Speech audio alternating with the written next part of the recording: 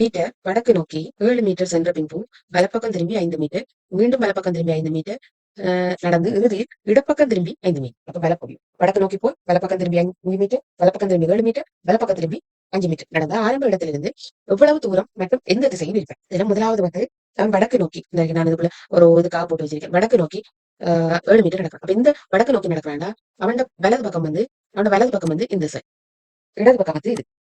நம்ம திரும்பி பார்த்தோம்னா திரும்பி வடக்கு நோக்கி வலது பக்கம். இப்ப வலது பக்கம் முதலாவது நேரம் வலது பக்கம் திரும்பி 5 மீட்டர், வலது பக்கம் திரும்பி 5 மீட்டர். இப்ப போக்குள்ளே அவனோட வலது பக்கம் இந்த சைட், திரும்பிய நேரம் வலது பக்கம் 7 மீட்டர்.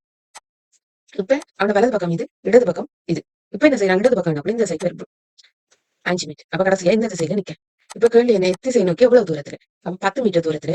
ஏன்னு சொன்னா இது 5, சோ இதுவும் 5 மீட்டர் வரும். 5 5 10 மீட்டர். எங்க நோக்கி நிப்பேன், கிழக்கணும். கேள்வி என்ன, ஆரம்பித்த இடத்துல இருந்து எவ்வளவு தூரத்தில்? 10 மீட்டர். அப்ப மிச்சம் ஒண்ணுமே பார்க்க தேவையில்லை, 10 மீட்டர். அப்ப பி தான் கிடைக்கும்.